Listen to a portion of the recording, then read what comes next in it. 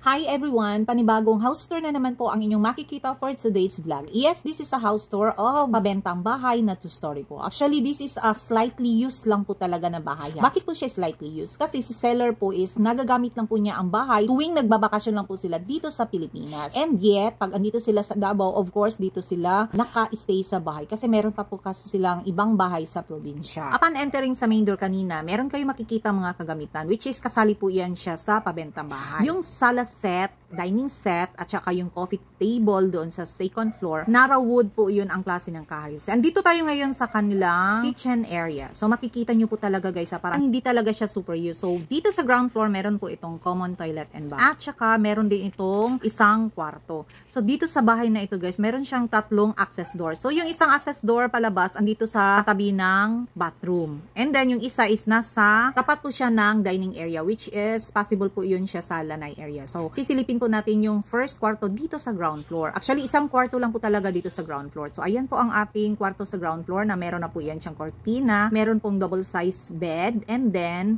yung built-in cabinet natin. Siya nga pala guys, ang floor area ng bahay nito is nasa 148 square meters more or less. And then, ang lot area niya nasa 180 square meters. This is a single detached po. Ibig sabihin, nakatayo po ang bahay sa gitna mismo ng lote. So, makaikot po talaga kayo sa buong bahay. And then, kung makikita nyo po guys, papunta na tayo sa second floor, yung steps ng hagdanan is made up of wood po yan siya. So, ang base niyan is still concrete cement po yan. So, andito na tayo sa second floor. Ayan po ang ating family hall. So, ito yung sinasabi kong isa pang balcony. Kasi itong bahay guys is dalawa ang balcony. So, ito yung access dito sa my family hall. So, hindi ko na siya nabuksan. So, ito lang po yung pasilip natin dito sa may isang base. So, ayan po yung coffee table natin which is sobrang ang bigat. So, made up of Nara po yan. So, ito yung isang kwarto dito sa second floor. Halos magkapareha lang po sila sa baba guys. Pero dito sa second floor, wala po yan siyang bed. Pero meron din yan siyang steel built-in cabinet and then may cortina na po. Alam nyo guys, malaking savings na po talaga kung ito yung mabili nyo. Kasi makasave po talaga kayo na more than 4 million po. Bakit ko nasabi na more than 4 million? Kasi slightly used lang po ang bahay. And then compared po sa aming package price ngayon dito sa developer, pumalo na po ito sa 18 million. Samantalang ang presyo nito, nasa 13 million plus lang po ito. So ito yung isang kwarto guys sa almost the same na sa katabing kwarto. So next natin silipin ang kanyang common toilet and bath dito sa second floor. Same features lang po talaga sa ground floor. So pasensya po talaga guys na sobrang ingay talaga dito sa pagdadabing ko. Kasi andito ako ngayon sa isa pang subdivision namin. While may ginagawa po ang aking mister, so para hindi naman po ako maboard, ayan po, nagdadabing na lang po ako ng mga videos po. So ayan na ang ating master's bedroom. Guys, sa katabi lang po talaga siya sa hagdan. Sa master's bedroom, meron po itong queen size of bed and then walk-in closet and may sarili din po siyang bathroom. So sa bathroom guys, lahat po niyan is meron na po yan siyang hot and cold shower. So dito kay master's bedroom, meron din po siyang bathtub. So ayan po ang ating basic bathroom fixture sa master's bedroom. Siya nga pala guys, ang walk-in closet dito sa master's bedroom is hindi po siya masyadong malaki. So yung tamang-tama lang po talaga yung mga built-in cabinets na naka-resto po talaga. So ayan po ang ating view ng walk-in closet. So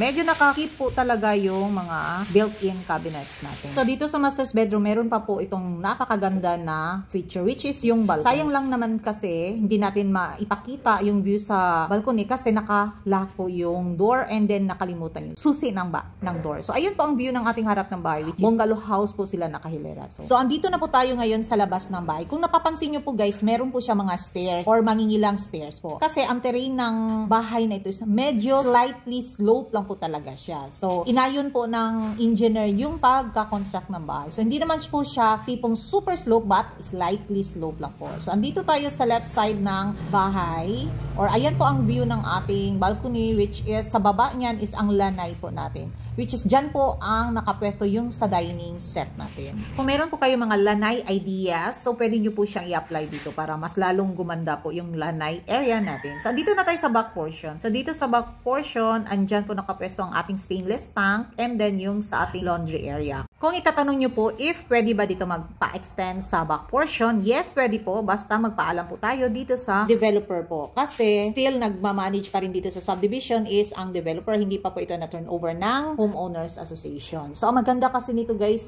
is sobrang malaking savings na po ang inyong i-save dito sa property nito. Kasi ang presyo talaga ng bahay is nasa 13,400,000 lang naman. And compared to our new current price sa bagong gawa ng bahay, nasa 18,100,000 plus po yan siya. So ayan po ang ating harap ng bahay. Halos kahilera niyan is 2-story po. So kung meron po kayong mga tanong or inquiries, and if you are interested sa property, then feel free to message. And please don't forget to subscribe, like, and share. And hanggang dito na lang po guys. Till my next video. Bye for now!